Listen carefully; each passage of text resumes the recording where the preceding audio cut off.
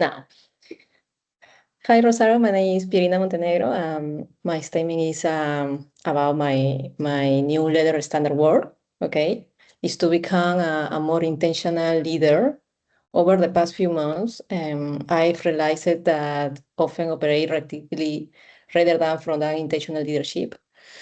When I look at my schedule, I notice that a lot of my time goes into meetings, coordination, and urgent problem solving.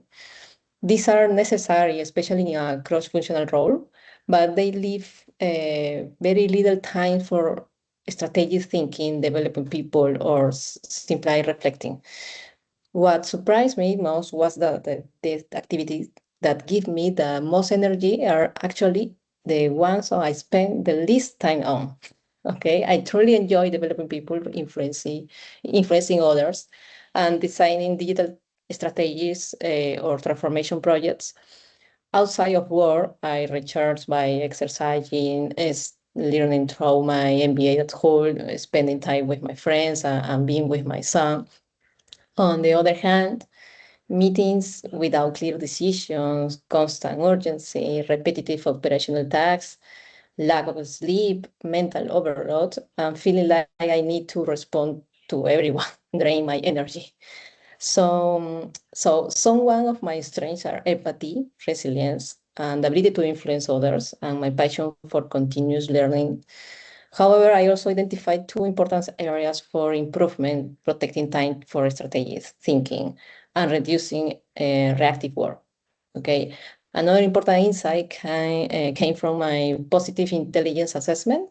My main saboteurs are hyperachiever, hyperrational, controller, and pleaser. These patterns help me deliver results, but they also made me overcome it. Try to solve everything myself and spend too much time responding to others instead of focusing on higher impact activities. Because of that, my new leader standard work isn't about doing more. Okay, it's about creating space for the things that create the greatest impact. To achieve this, I plan to reduce unnecessary meetings, shorten meeting times, combine similar topics, delegate more operational work, and create clearly escalation processes. The time I recover will be dedicated to strategic thinking, coaching, developing people, and continuous improvement. I believe this change will help me become a better leader, empower my team, and create more sustainable results for the organization. And for me, the biggest challenge isn't deciding the schedule. The real challenge is maintaining it over time. And my natural tendency is to become reactive again and try to solve everything myself. This experience reminds me that leadership isn't about doing everything. It's about focusing on what creates the greatest value and trusting others to grow. Thank you. Thank you, Pierina, for your statement. So I'm Rosaura Vargas, just in case for the professor. My feedback. Well, I think it's very interesting that you have a level of self-awareness that makes you identify that you have these patterns of being reactive, and you are aware that you want to protect your time. And I also saw that you have like a little bit of FOMO, like the fear of missing out. You want to do all the things that could be done, and that could occasionate you to be less present and less intentional with the actions that you have, like the actions that you do. So you're talking about having the biggest impact, but I would say that working with intention will create the impact that you want to have. So it's not going directly to the impact, it's going through the intention, the presence, and making a stop, and taking the calm actions in order to have the impact that you want to have. Another feedback that I will have for you would be learning to say no to things in order to protect your energy, either it's physical, mentally, or anything that commits or that affects the time that you have committed to self-betterment activities such as sports, families, and try to balance. Like, sometimes we try to wear different hats all the time. Like, to do everything, but you need to balance and also set boundaries in order to say, okay, this is what I'm going to do for work, and this is where I stop doing that and I decide to spend my energy somewhere else, or even just for yourself. Like, I need some alone time to do nothing, il dolce far niente.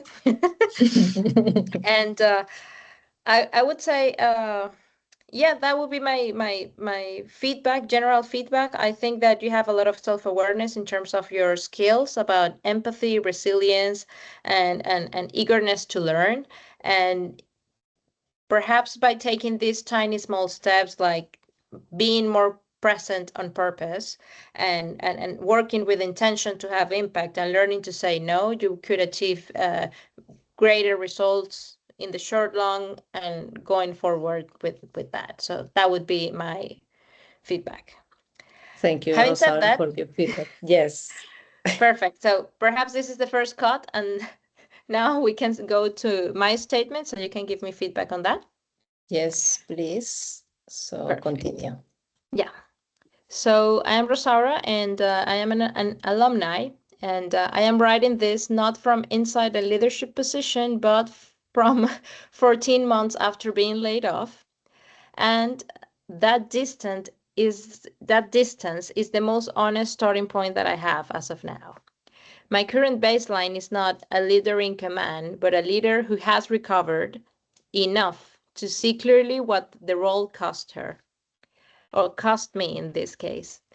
The representative period I analyze below is my last position. I was the head of bid management and risk at a transnational company. I was leading a team of 29 technical people, because that is where my time allocation and my saboteurs were mostly exposed.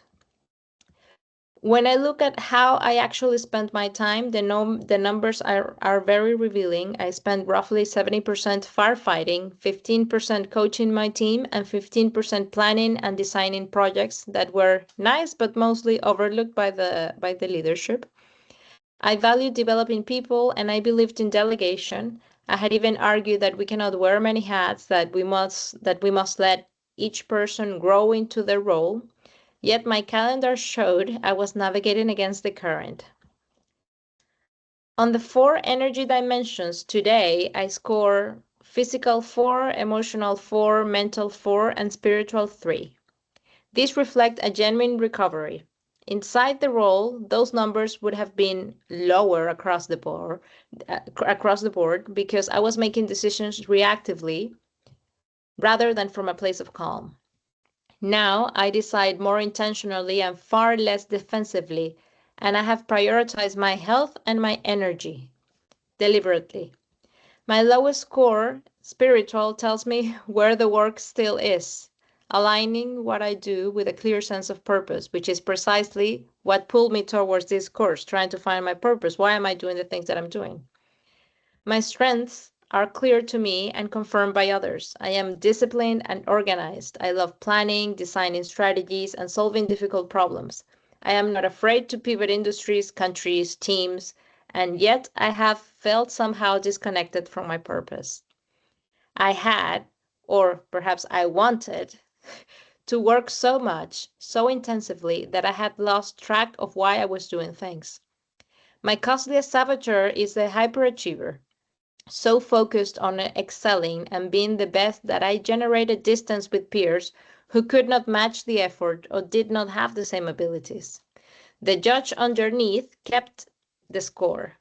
My drive, read from across the table rather than from below, looked like a competition instead of collaboration. My supporting saboteurs reinforced it. Controller kept me firefighting, hyper-rational made me lead with logic over reading the room, and restless kept me reaching for the next challenge before consolidating the last. So my baseline is this. My baseline is this: a disciplined strategist with a team's trust and a peers group's wariness, whose hyperachiever drove results and strained collaborations in equal measure. The recovery in my energy is real, but it has not been yet tested inside a role. The work ahead is to lead from the calm I have now found, to coach more than I firefight, to trust my intuition, and to make my high standards something peers build with me rather than something I hold over them. Okay, thank you, Rosaura, for sharing your experience. And now, first of all, your story is so openly, okay? I think it takes a lot of courage to look back and recognize not only your achievements, but also the personal cost that came with them, okay? There was something that really resonated with me. A few months ago, I also had a career break. Also, my lasted about 4 months. But during the time, I realized that there is so much more to life than work.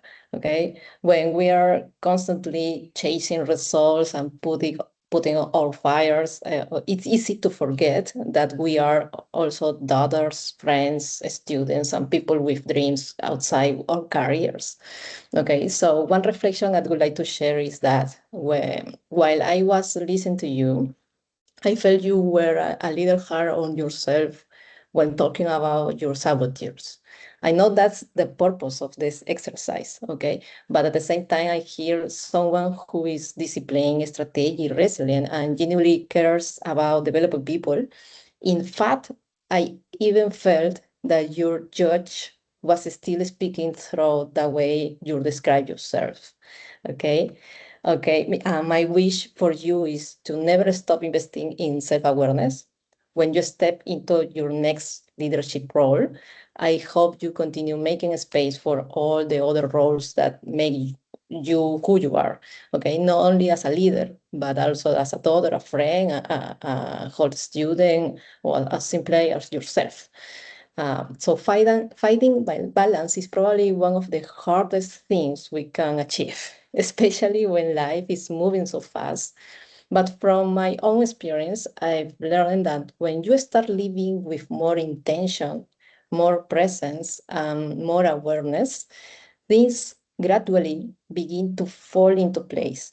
Okay, sometimes we don't understand why certain pauses happen, but later we realize that everything's happened for a reason. Okay, so keep following your purpose, keep protecting the balance, and trust the process. I'm sure that the leader who returns will be even more authentic, more intentional, and more compassionate than the one who left. Thank you very much, Pierina. Okay.